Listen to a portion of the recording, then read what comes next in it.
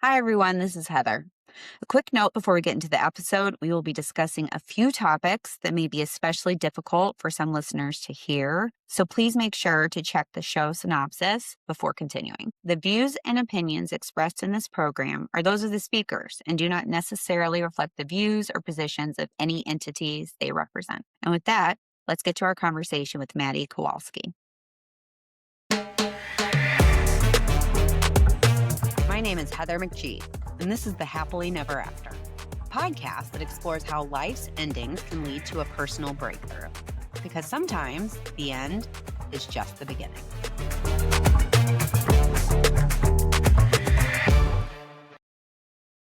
Hi, everyone. Welcome to the Happily Never After, a podcast where we explore how life's endings can lead to a new beginning. If you enjoy the show, don't forget to rate, review, and follow us wherever you are listening or watching the show today. Our guest today is Maddie Kowalski. Maddie is a 19-year-old student that just finished her sophomore year at the University of Florida in Gainesville.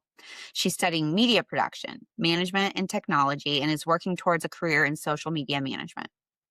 Outside of school, she enjoys traveling, hanging out with her dog, and downtime with a tight group of friends and family. Now, one thing I do want to say before we get started is Maddie's story is stemming from very recent events with potential legal ramifications. So while we will set context, there are certain subjects that we will set aside or refer to only on a surface level so that we don't interfere with those proceedings. Maddie, I'm so glad you're here. Thank you so much for having me. All right. I think it would be good to get to know you a little bit first. 9 months ago, you were just a regular student starting your sophomore year at college. I'd love to know a little bit more about where you grew up, your family life, your friends, anything you think helps us get to know you a little bit better. Yeah, I was born in Louisiana. I was adopted, and then I lived in California and moved to Illinois, moved to the Carolinas, lived there for I think about 7 years, and then now I've been in Florida for 9 years. And I live like just south of Jacksonville. So I live like I feel like a pretty quiet life. I have like a close group of friends here. And then yeah, I just finished my second year of school at the University of Florida. As you mentioned, I really like to travel. I have a big Disney family, so we go to Disney World a lot, Disney cruises, any kind of Disney vacation. And then I went to Japan last summer. I'm going to Ireland this summer with my dad and brother. And then I'll be in summer school this year to make up for the time that I lost in the fall. Yeah. Well, it sounds like you have gone. Actually just got back from Japan too. It's a beautiful country. Sounds like you have a lot of fun trips planned, and you definitely live in the right state to enjoy Disney on a regular basis, I would say. Yes, for sure. Now, now, when you started applying to colleges, what drew you to University of Florida? Why did you want to go there? Well, Florida has a lot of great public universities. University of Florida is one of the best. If you get good grades and have a certain amount of community service hours, you can actually get free tuition in the state of Florida. Great. So that was a big motivation for me to want to stay in state. I originally entered school as a theater major, and so I wanted to go to California for school originally, but I just felt like that was too far away from home. And Yeah. the University of Florida is only about an hour and a half away from my family home, so it's very convenient. Yeah, that's a lot more convenient and probably a little California would be a big jump in cost of living from Florida too, I would imagine. Okay, so your school year started pretty normally. What was the beginning of your school year like? What were you looking forward to? How did it go? Yeah, I think, in the beginning, like, I was very excited for the fall. I feel like the kind of initial nerves of going into college are kind of waived that second year because we've already Yeah. been through it. I had my close circle of friends. I kinda knew what I liked, what I didn't like, and, I all around was just very excited, and I had rushed to sorority my freshman year, so I was excited to get to recruit girls my sophomore year. Now, things changed a little bit, and the story we're talking about today began on two particular nights at the beginning of your sophomore year. So things changed fairly quickly. What are you able to say about what happened? I can't say that much other than I went through some stuff at the beginning of the school year. I sort of spiraled. I made some really bad decisions. I started drinking too much and doing other things to kind of make myself feel better. And because of this, I feel like I wasn't really all there, and I put myself in a lot of positions to be taken advantage of, and unfortunately, that did end up happening. I had videos taken of me naked and in sexual situations, and those videos were shared amongst groups of boys and then posted on X and promoted for the world to see. So, something that I think not everybody realizes is that when you are under the influence, you actually can't, even no matter what you say, you actually can't consent to it. And while we want it to be very straightforward, and on one level it is, I think a lot of times, especially women, we're hardest on ourselves. Well, I did that, so it's my fault. So I think it's important to note things like that, that we sometimes take things on that are our fault because that's how we're socialized as women, when Yeah. actually that's not the truth, that it shouldn't have happened. I know it's hard for you to talk about and it can be kind of complicated to explain, but can you help us understand what happened with those videos, where they were first shared online and then how it played out across social media? I feel like it's kind of complicated, so I'm hoping that I can kind of explain this clearly. I learned it, I believe, about 5 or 6 p.m. on a Sunday night that something was wrong. People were posting all over Yik Yak about there being videos about me, and Now, what Yik is Yak, Yik Yak? Can you? yeah, so that's like an anonymous social media posting site, but you have to have an email associated with your school to join that school's Yik Yak. So it's all students that do actually go to your school. Um, and so everyone was posting about me and the videos on UF Yik Yak, and I was just like really confused. And when all this started, I didn't know what people were talking about. I didn't have a lot of recollection of the situations or the videos being taken, and so it was very weird. Seeing them now, I know that that maybe wasn't, conveyed, but I really didn't have a ton of, recollection. When the videos started getting posted, it was honestly like kind of a blur because I didn't really like understand what was going on because everything was happening so fast and I was just kind of spiraling. But the videos were first uploaded to X, is where I saw them because somebody posted a link on Yik Yak. So then I clicked the link and then I saw the videos for the first time. Um, they were posted by multiple people to X. They used my first and last name as the hashtag with the posts, and they were usually saying, horrible things about me when they posted it. And there was a rumor that I exchanged sex for drugs, which was not true. So that became part of the story as well. And then people started downloading the video from X and then posting it on their own pages or posting them other places online. They were posted on Reddit, porn sites, um, anywhere that I guess allows like, nude images to be posted. And then throughout the night, my name started to trend on Twitter. Eventually, or X, eventually it was the number one trending topic, and there were well over 5 million views of the video. So over 5 million people not only saw me naked, but saw my name attached to Yeah. my naked body.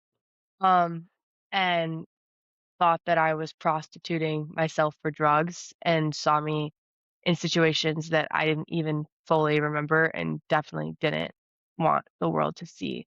So it was by midday Monday that hashtag Maddie Kowalski was number one on X. And it remained that way for like several hours. And then people started making TikToks about me, Instagram reels and posts about me, YouTube videos about me.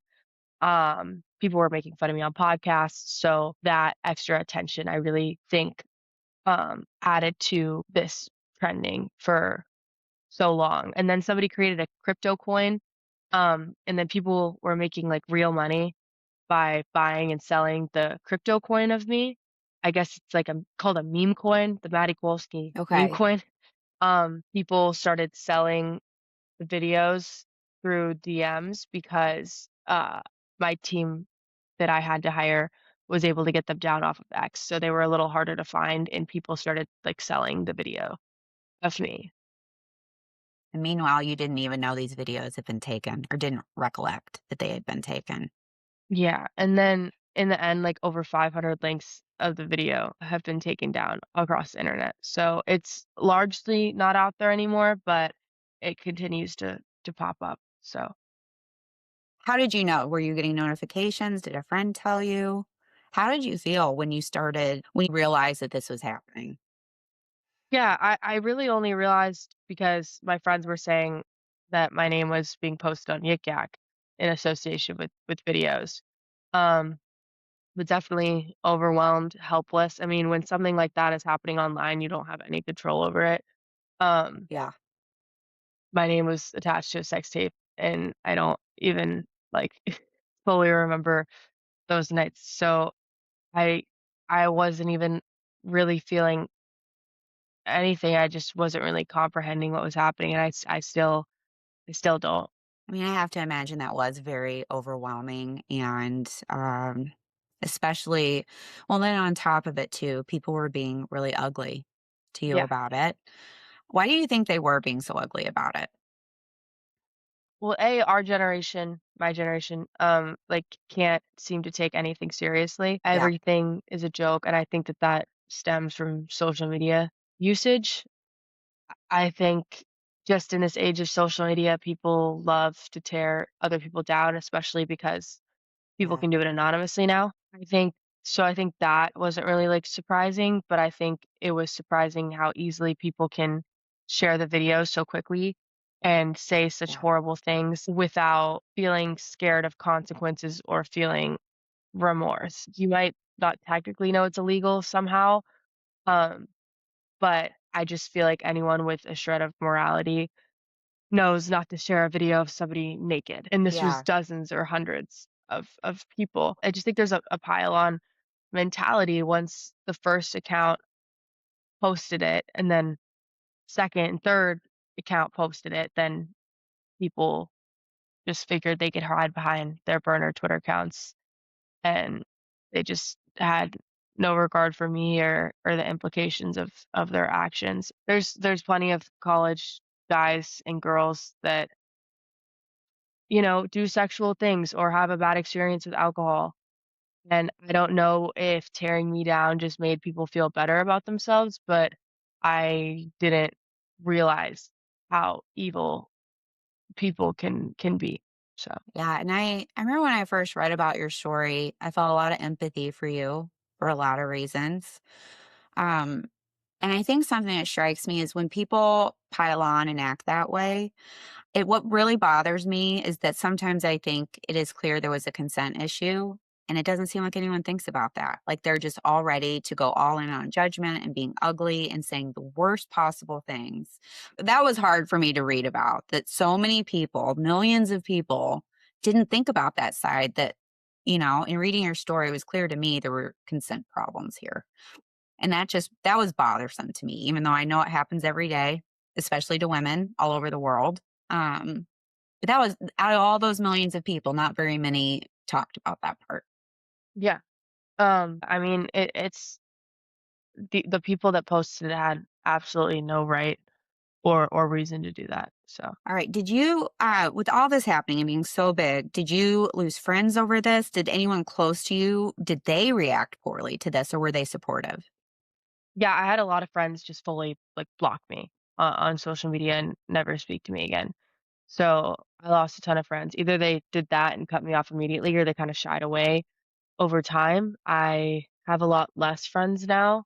Nobody really tried to help me that was involved. None of the guys that were, you know, in the room with me, nobody stepped in when it was being shared between Yeah. fraternities, and people have told me that their fraternities were playing it on their TVs and watching it. And so nobody thought that that wasn't okay. And then, the people who shared it to social media, I'm guessing more people knew who did share it to social media and didn't think to turn that person in or stop them.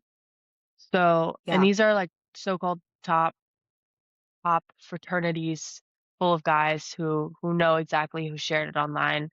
No one has bothered to tell the police, tell me, or do anything to help the situation.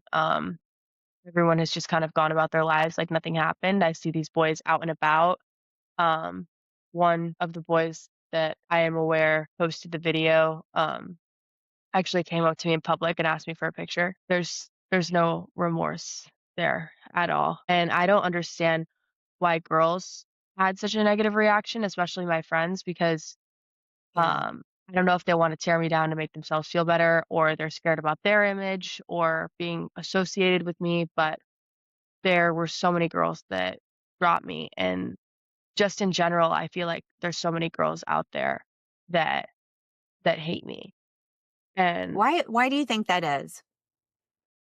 I don't know, but I know people, get in trouble with their sororities for hanging out with me.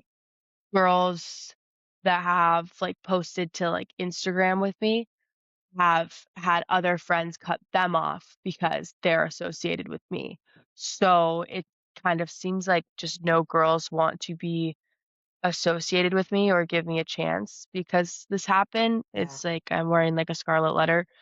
Well, the thing gosh, this makes me so sad. Like, in reading your story too, that really struck me that it feels like the vast majority of, people participating in the viral nature of sharing videos, that there does seem you said lacking a shred of morality, and I think that's pretty clear to a lot of people from the outside or who maybe are a little bit older, like, this was so clearly wrong, what happened to you. And then to have so many people to treat it like a joke. Meanwhile, you're a human being that, this is devastating, I have to imagine, for you.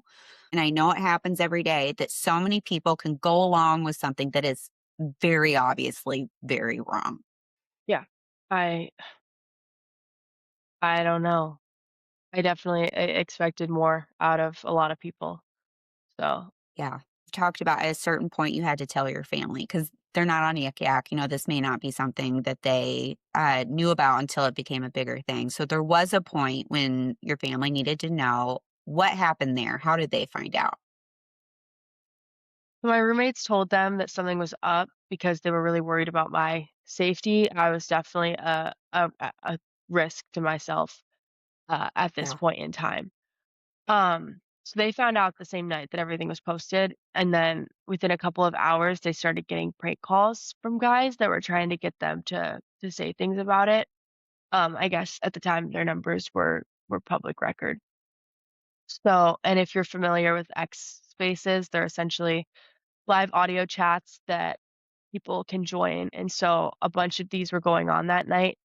And these are, college age boys and girls, but also old alumni men that are probably, 50, 60, 70 years old sitting in here, analyzing the video together, saying crazy stuff about me, saying I should die. During one of these, one guy got the idea to call my parents live so everyone could listen and then even post that to X himself. He told them that he gave me drugs and that he was HIV positive and a bunch of other horrible stuff, and I could not face my parents at all. It took me days before I could be in the same room with them or talk to them, and I understand Yeah. now that, they wanted to support me, but I didn't know if they were cutting me off, kicking me out, or what, so my dad tried to come to my apartment. I was inches away from jumping out the window. Um, so, I just didn't expect them to be fully supportive, which they have been, so Yeah. You talked about this a little bit before on other podcasts and things that you talked about. Your parents seem to have been very loving, very supportive. I wish I could say that that was even a relief, but I felt even worse then because I didn't know how I was gonna go about still living with and existing with them, knowing that they have been through so much because of this, so, Have you come to a place where you realize this wasn't your fault, that you didn't do anything wrong? um, it's hard when everybody's posting on my pages telling me to take accountability. So I guess, yeah, I definitely blame myself because it's all anybody's telling me is that it was completely my fault. Yeah. I think when you're And I'm extrapolating this out. I've talked to a lot of people as well as myself who've been through not the same situation, but similar in terms of something happened to them and somehow you still blame yourself, even though it wasn't your fault. It's like your brain knows it, but because you have been told that, if you're a piece of gum in the street, you're a piece of trash, you get told that so much. There's a big part of you that internalizes that and believes that even though I think cerebrally, it wasn't your fault. This is something that happened to you. But it's really hard to hang on to that when so many people are treating you that way and talking to you like that. So the sharing of intimate videos without consent should be a pretty straightforward crime. That seems very obvious, I think, to hopefully anyone. Why has it been so hard to hold other people involved accountable? It's usually like revenge porn or NCII. It's usually only a misdemeanor with minor criminal punishments. So in my Hmm. case specifically, everyone posted it to X under fake accounts. So it's not obvious who posted it, meaning the police have to get subpoenas, oftentimes multiple different ones for different social networks or Google or Apple or Snapchat. And each time they issue a subpoena, it takes 3 to 4 weeks to hear back. So then they have to go through the data, actually find something with it. It's a huge process. And for a town like Gainesville with 150,000 people, even then the police detectives are not cybercrime experts, you know? Yeah. So with all this happening means that the police have managed to convince the district attorney they have enough probable cause to issue the, subpoenas to begin with. And then the district attorney has to actually want to pursue the case and, thinks they will have enough evidence. And unfortunately, I've learned a woman's privacy and dignity in scenarios like this don't really seem to be a high priority. And then, I mean, you can sue people civilly, but that means that you know who they are, and civil attorneys don't have the same subpoena power as law enforcement does. So it costs a lot of money. And again, just takes a very long time.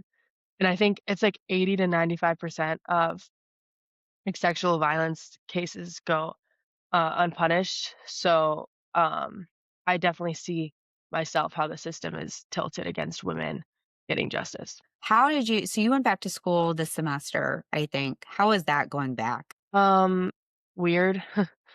people people really suck. I mean, I walk out of my apartment and it's girls rolling down their windows, screaming, calling me a slut. Girls have physically put their hands on me.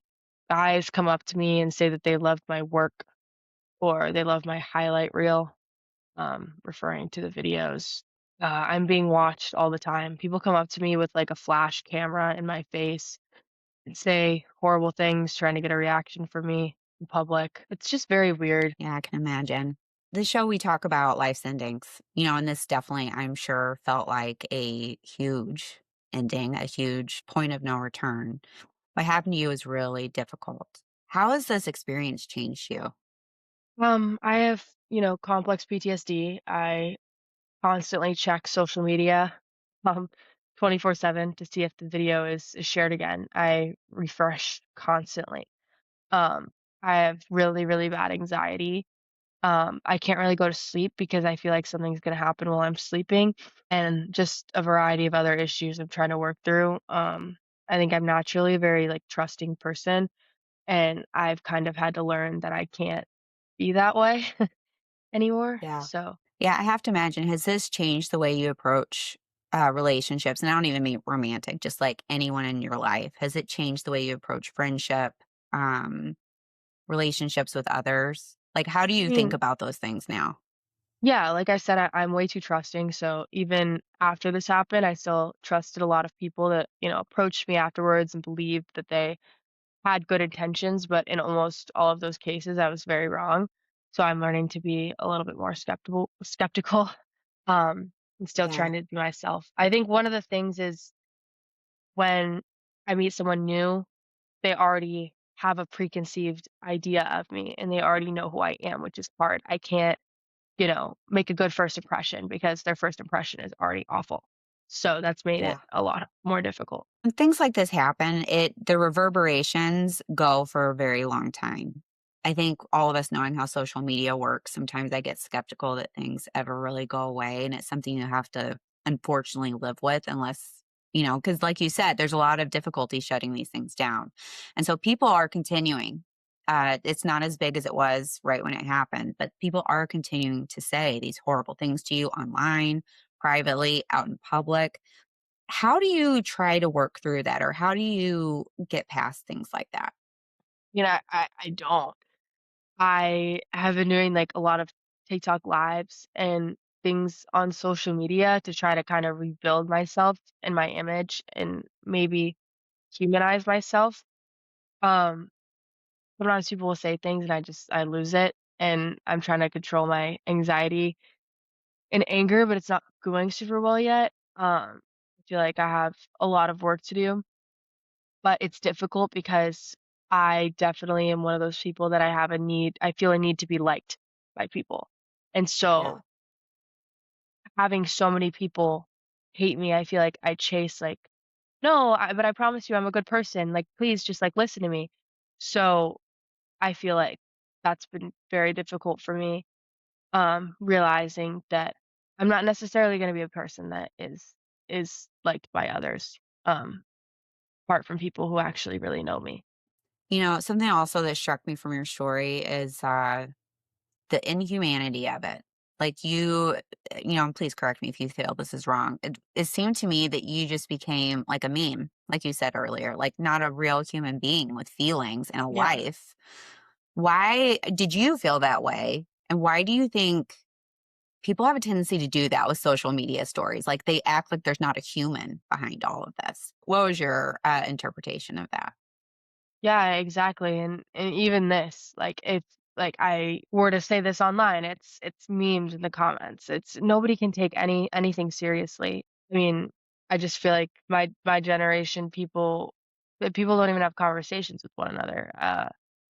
It's very, very warped, people's perception of other people, especially with social media and things that go viral.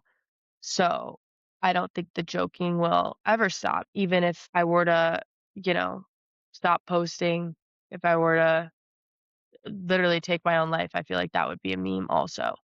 So, Yeah. I hate to say it, but I agree with your take.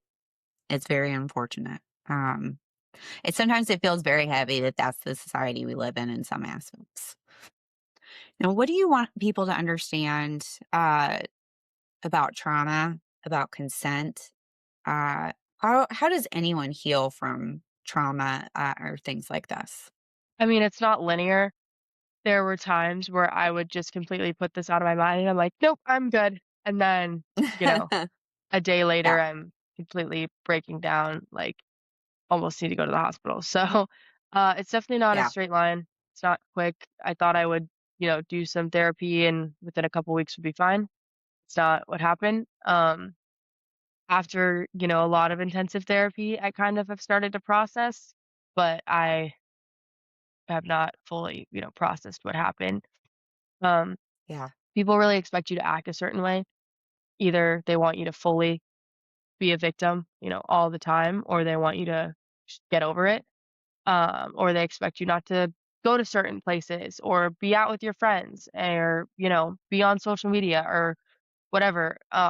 People will criticize me because I went out for dinner or wherever else, like with friends. like you should Or, stay in a cave for the rest of your yeah, days. I get criticized for going to visit friends in other cities, but they don't see this is why my friends are always, advocating for me is because they see behind the scenes, not in front of other people when I, can't get out of bed, when I couldn't sleep the night before, when I'm having panic attacks and breaking down because of the things people are coming up to me and saying. Um, no one else is really, really seeing that or understanding. And it's like, well, why are you putting yourself in these positions? Because if I don't, I'm just at home crying. Um, Yeah, and so I think I've kind of learned people are going to criticize me no matter what I do. And I just need to focus on myself and not what other people think of me. yeah. Well, it sounds like you're getting a lot of support, which I'm glad for. I would imagine anyone who went through something like what you did definitely needs that. And healing does take so much longer than we wish it did. It takes years. Like you think you can like do the work, be teacher's pet, work really hard, and then get to the end faster. And that's really, truly not how it works. It takes a very long time. Yeah. All right. So, how are you thinking about the future? Are you even able to think about what comes next? Yeah, I mean, I had to withdraw from all of my classes in the fall, and then in the spring, I came back with a fully online schedule, but I did pretty well this spring, and I'm proud of myself for that. Um, I also had moved, back home for the fall semester, and then in the spring, I kinda went back and forth between my apartment there and then living at home with my family. I'll probably be doing online classes for a while, because I still have a lot of anxiety and get harassed a lot on campus. So I don't know Yeah. when I'll be able to get past that, but thankfully I live close enough where I can, go back and forth between home and school when I need to get away. So I'm still kind of sorting out what to do. My dream was to become an actress. I feel like that's kind of unattainable now, or at least I feel that way. So I guess for now, I changed my major to media management.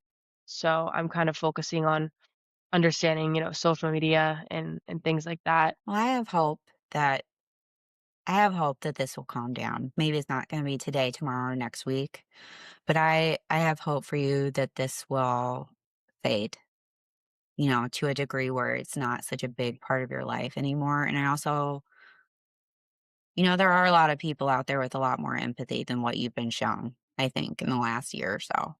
Those people do exist. Um, So I hope for you, you get more of that rather than what has been handed to you the last year. So in wrapping this all together, you shared that many women and men, this happens to everybody. It does tend to happen a lot to women, but other people, this has occurred to them as well. They've reached out to you with their own stories about having intimate images shared without their consent. What have you learned from what happened to you that you would want people in that situation to know? I mean, this has happened to so many people. So many people reach out and ask for advice. I can't even respond to all of them.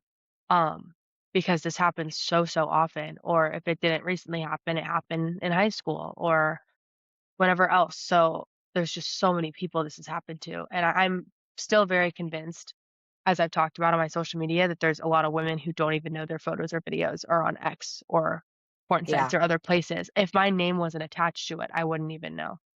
So I think, every person is gonna have their own way of dealing with the situation. Um, very strongly felt the need to speak out. It was about 7 weeks after everything happened that I made the initial video series of Instagram videos where I Okay. explained the situation. Because I think for me, just the rumors about sex for drugs and all of the false information being shared, it was very difficult for me to just watch the conversation happen and not have any part in it. So, Yeah. um, Have no but I control. It's yeah, and I got a lot of hate and negativity, but I also got a lot of women and some men reaching out saying that they, had the same experience or something horrible.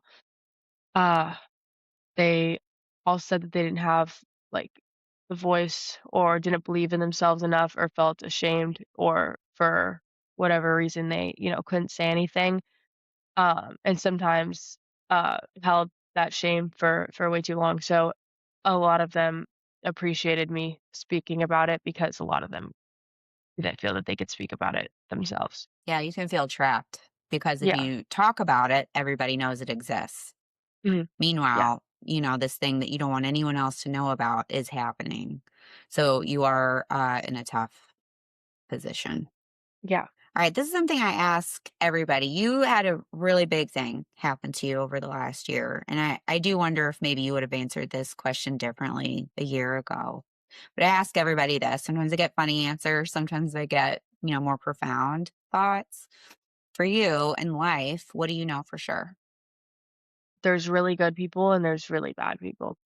And I hate to generalize people like that, but, I'm 19, I have a lot to learn, but that's, you know, one thing I've realized is I always thought everybody had good intentions, except for, like, serial killers, you know? But now That is I've accurate. realized that a lot more a lot more people have bad intentions than I thought, and so it's just important to protect yourself and be cautious. Yeah. I think about it like sliders because I think I also used to be too trusting. And a therapist actually gave me this to think about. Think about when you get to know people as a set of sliders: time, trust, how they act, like consistency, and those things go up over time. And you can't just dive in thinking someone's a good person if you Mhm. haven't been around them for long enough for them to consistently show you that that's true. And it's not that trusting people is bad. It's just you can't trust someone that you don't know. Maddie, I'm really sorry for everything you went through, and I know talking about this is really hard.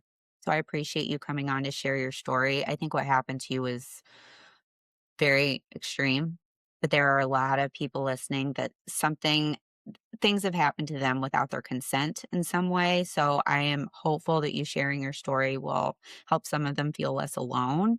But I want to recognize and honor that I know this is I have empathy that I know it's really hard to talk about. So thank you for coming on to share your experience. And one thing I just kind of want to leave everybody with, and this is, just for me, and it's about consent. I think a lot of times people think you have to say no, that there's like a default consent. And that's not true. If you are not able to give consent, maybe you are in a particular predicament or a particular situation, or there's been substances that were consumed. That means you can't, no matter what you say, can't give consent. Um, I think a lot of us, and I don't want to cry while I say this, I think a lot of us blame ourselves. Like, oh, well, I should have done this and it wouldn't have happened. I shouldn't have worn that skirt. I shouldn't have been in that situation. Guess what? It's not your fault. Other people did that to you. You were not able to consent to it. And I really hope at some point as a society, women especially, can stop blaming themselves for the things that happen to them, because it really isn't your fault. So I just want to leave with that. I want to thank you, Maddie, for being here and sharing your story. Thank you to everyone listening to Happily Never After today. And this is the season finale. So we will catch you next season. We hope you all have a great summer, and we will see you in spring 2027 for season 4 of the Happily Never After.